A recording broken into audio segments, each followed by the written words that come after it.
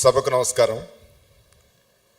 అందరికీ విశ్వావసు సంవత్సర ఉగాది శుభాకాంక్షలు.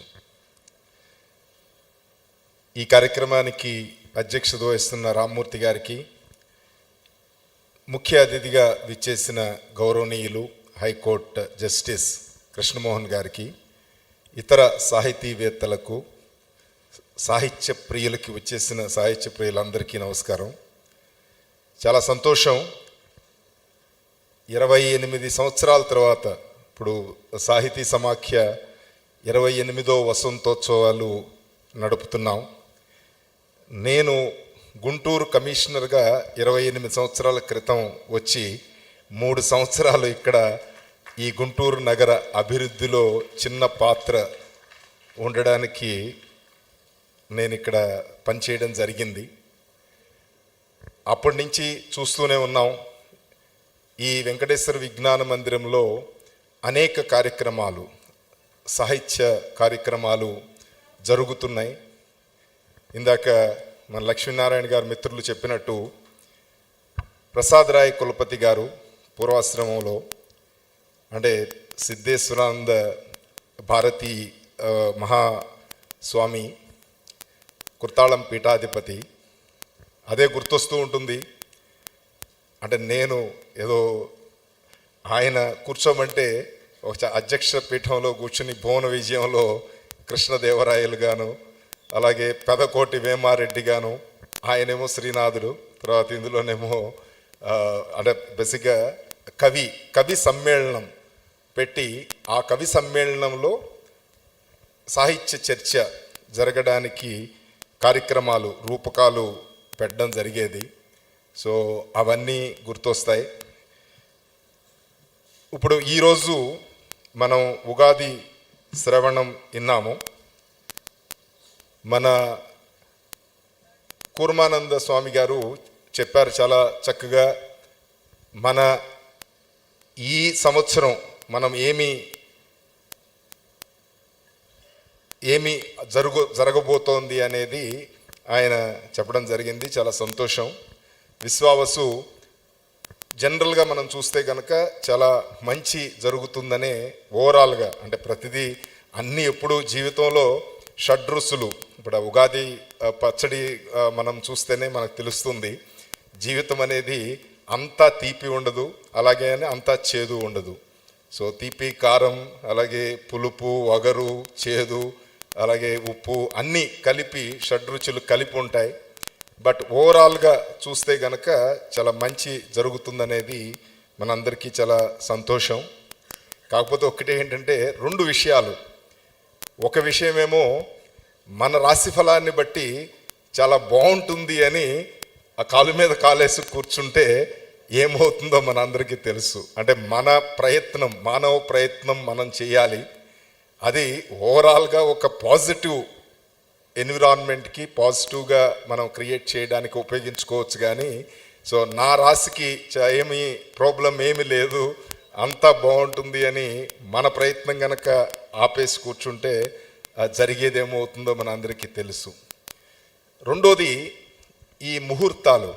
అంటే ఒకటి, ఎందుకంటే హెల్త్ స్పెషల్ సిఎస్గా ఒకటి అట్లీస్ట్ రిక్వెస్ట్ చేస్తున్నాను కూర్మదాస్ స్వామి గారికి, అలాగే ఇతర పెద్దలకు కూడా, ఏదైనా మనం మాట్లాడేటప్పుడు ఎక్కువ ముహూర్తాల గురించి ఒక రకమైన మనం సందేశం ఇస్తున్నాం. ఈ ముహూర్తం చాలా మంచిది, ఈ ముహూర్తంలో పుడితే కనుక చాలా దివ్యంగా భవిష్యత్తు ఉంటుంది అని. దాన్ని చూసి ఆల్మోస్ట్ మన ఆంధ్ర, తెలంగాణ, తెలుగు రాష్ట్రాల్లో మనం చూస్తే కనుక దేశం మొత్తం మీద సిజేరియన్ ఆపరేషన్స్ హైయెస్ట్లో ఉన్నాం. ఆల్మోస్ట్ 50% పైన సిజేరియన్ ఆపరేషన్స్ జరుగుతున్నాయి. అందులో జనరల్గా WHO, వరల్డ్ హెల్త్ ఆర్గనైజేషన్ చెప్పేది ఏంటంటే రిస్కీ కేసెస్లో సుమారు 100లో ఒక 15 మందికి గర్భవతులకి ఈ రకమైన సిజేరియన్ ఆపరేషన్స్ అవసరం ఉంటుంది. కానీ ఇప్పుడు మనం స్టాటిస్టిక్స్ చూస్తే కనుక మన ఆంధ్రప్రదేశ్లో ఆల్మోస్ట్ 53% మంది సిజేరియన్ ఆపరేషన్స్కి వెళుతున్నారు. అందులో ఒక ప్రధానమైన కారణం ఇంట్లో ప్రెషరు. అంటే మంచి ముహూర్తంలో కనుక కట్ చేసేసి బయటికి తీసేస్తే సో వాడికి ఇంకా తిరుగుండదు, చాలా మంచి భవిష్యత్తు ఉంటుంది అని. సో అది కాదు, అట్లీస్ట్ భగవంతుడు నిర్ణయించిన సమయానికి బయటకు వచ్చి అది ఎప్పుడైతే అప్పుడు అది బాగుంటుంది బాగోదు అంటే ఎక్స్ట్రాడినరీ ఉంటుందనేది చాలా ఫ్యాక్టర్స్ ఉంటాయి. ఒక్క ముహూర్తంలో పుట్టిన వాళ్ళు, అదే ముహూర్తంలో పుట్టిన వాళ్ళు అందరూ గనక, ఇప్పుడు నరేంద్ర మోడీ గారు పుట్టిన టైంలో పుట్టిన వాళ్ళు అందరూ ప్రధానమంత్రులు అయిపోయి, చంద్రబాబు నాయుడు గారు పుట్టిన ముహూర్తంలో పుట్టిన వాళ్ళు అందరూ చీఫ్ మినిస్టర్స్ అయిపోయి అలా ఏముండదు. బట్ అన్నెసరీగా ఈ రకమైన ఈ ఆలోచన విధానాన్ని అట్లీస్ట్ కొంత మార్చడానికి పండితులు కూడా ప్రయత్నం చేస్తే చాలా బాగుంటుందనేది ఒక రిక్వెస్ట్. చాలా మనం మారాలి, ఎందుకంటే అనవసరమైన సిజేరియన్ ఆపరేషన్స్లో మనకు తెలుసు మనం మహిళలకి ఆల్మోస్ట్ ఏజ్ పెరుగుతున్న కొద్దికి రకరకాల సమస్యలు వస్తాయి. సో అది ప్రాపర్గా మనం కావాల్సినప్పుడు, అదే మెడికల్ ఎమర్జెన్సీ అయినప్పుడు తప్పదు. కానీ అనవసరంగా జస్ట్ ఇలాంటి రీజన్స్తో చేయడం అనేది డెఫినెట్గా ఆ మహిళకి మనం లాంగ్ టర్మ్లో చాలా అన్యాయం చేస్తున్నట్టు. సో అది ఒకటి తెలియజెప్పాల్సిందిగా ఆయన చెప్పినప్పుడు ప్రార్థిస్తూ, తర్వాత ఆల్మోస్ట్ మనం తెలుగు సాహిత్యం ఎవరికి ఎంత ఉపయోగపడిందో నాకు తెలియదు, కానీ నాకు మాత్రం చాలా ఉపయోగపడింది. నేను ఇంజనీరింగ్ గ్రాడ్యుయేట్ని, కానీ సివిల్ సర్వీసెస్ తీసుకున్నప్పుడు తెలుగు సాహిత్యం ఒక సబ్జెక్ట్గా తీసుకుని 600 మార్కులు అంటే 2100 మార్కులు మేము ఉన్నప్పుడు ఒక్కొక్క సబ్జెక్ట్కి 2 పేపర్లు 600 మార్కులు, 2 సబ్జెక్ట్స్ తీసుకోవాలి. సో ఆప్షనల్స్గా ఒకటి సోషియాలజీ, ఒకటి తెలుగు సాహిత్యం. తెలుగు సాహిత్యం తీసుకుని తెలుగు సాహిత్యంలో అత్యధిక మార్కులు కొట్టి ఆల్మోస్ట్ ఐఏఎస్లో మన స్టేట్లో టాపర్గా రావడానికి నాకు బాగా ఉపయోగపడింది తెలుగు సాహిత్యం. అలా అని ఇప్పుడు ఈ సాహితీవేత్తల ముందు ఏదైనా సాహిత్యం గురించి మాట్లాడితే మాత్రం చెప్పలేము. మన బట్టియం బ్యాచ్ అంటే మా గురువు గారు సర్వమంగళ గౌరి గారు హైదరాబాద్లో ఆవిడిచ్చిన నోట్ని యథాతథంగా ఏమి ఒక్క పొల్లు పోకోకుండా ఆల్మోస్ట్ మళ్ళీ రీప్రొడ్యూస్ చేయగలగడం.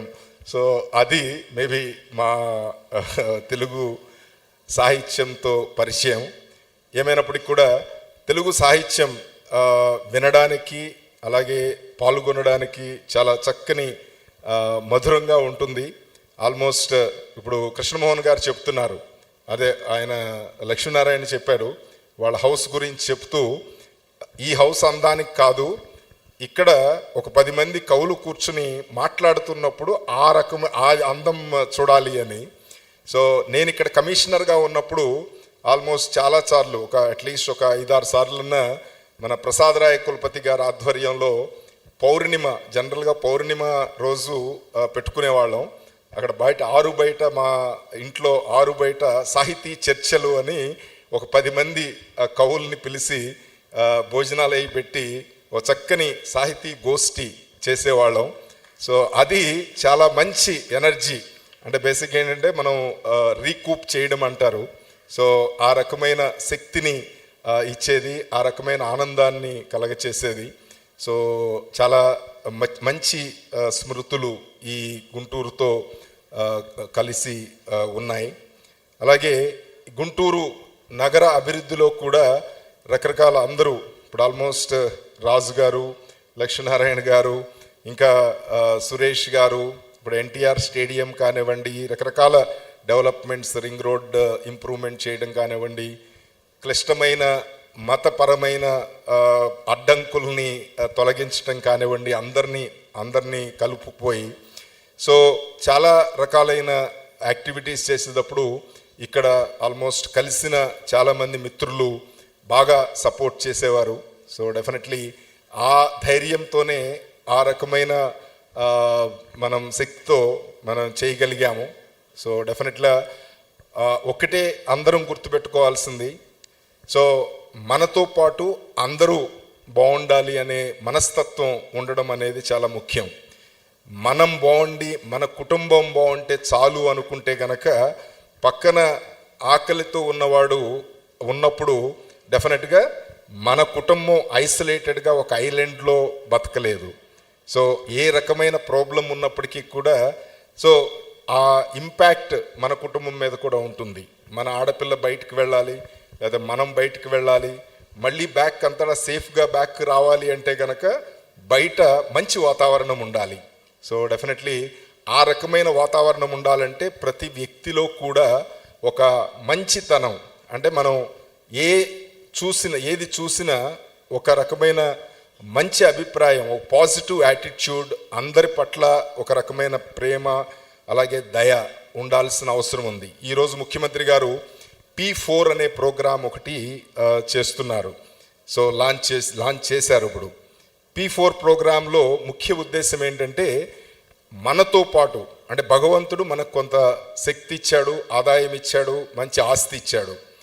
మనం ఒక్కళ్ళం, మన కుటుంబం మాత్రం అది ఎంత ఇచ్చినా చాలదు. మనం 1000 కోట్లు ఉన్న వాళ్ళు 1,00,000 కోట్ల గురించి మాట్లాడుతున్నారు. సో ఎవరు కూడా ఒక రకమైన సాటిస్ఫాక్షన్, ఒక స్థాయిలో సాటిస్ఫాక్షన్ అనేది లేకుండా పోతోంది. P4 ప్రోగ్రాంలో ముఖ్య ఉద్దేశం ఏంటంటే అట్లీస్ట్ టాప్ 10% ఎవరైతే హై నెట్వర్త్ ఇండివిజువల్స్ బాగా భగవంతుడు ఆశీర్వదించి వాళ్ళకి మంచి అవకాశం కలగజేశాడో అట్లీస్ట్ బాటమ్ 20% ఫ్యామిలీస్కి, అంటే పూర్తి దారిద్ర్యంలో ఉన్న ఫ్యామిలీస్ని అడాప్ట్ చేసుకోవడం. మనం అడాప్ట్ చేయడం అంటే మనం తీసుకొచ్చి ఇంట్లో పెట్టలేము, ఇంట్లోనే పెట్టుకుని మనల్ని పోషించలేము. వాళ్ళకి ఒక రకమైన ఆర్థిక ఆలంబనగా చేయడానికి ఏమి చేయగలమనేది ఆలోచించి అట్లీస్ట్ నా కుటుంబం బాగుండాలంటే అతి పేద కుటుంబాల్లో అట్లీస్ట్ ఒక 10 కుటుంబాలనన్నా నేనేమన్నా సపోర్ట్ చేయగలనా అనే ఒక ఆలోచన క్రియేట్ చేయడానికి ఈరోజు ప్రోగ్రాం చేశారు. సో న్యాచురల్గా అది అందరం కూడా మనం పాటించాల్సిన అంశం. ఎందుకంటే నలుగురు అందరూ చుట్టుపక్కలంతా కూడా బాగుంటేనే, అందరి కడుపులు నిండితేనే మనకి శాంతి ఉంటుంది. లేకపోతే అశాంతి డెఫినెట్గా అక్కడ ఆగదు, మన గుమ్మం దాకా వస్తుంది, గుమ్మం లోపలికి వస్తుంది.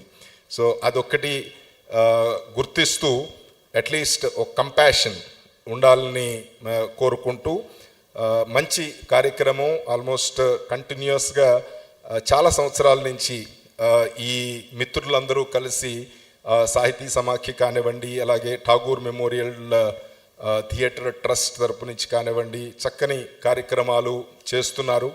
మేము ఆల్మోస్ట్ కోవిడ్లో నేను స్టేట్ నోడల్ ఆఫీసర్గా ఉన్నప్పుడు కూడా ఏ చిన్న ప్రాబ్లం చెప్పి, అంటే వాళ్ళు చెప్తే మేము రెస్పాండ్ అయ్యేవాళ్ళం.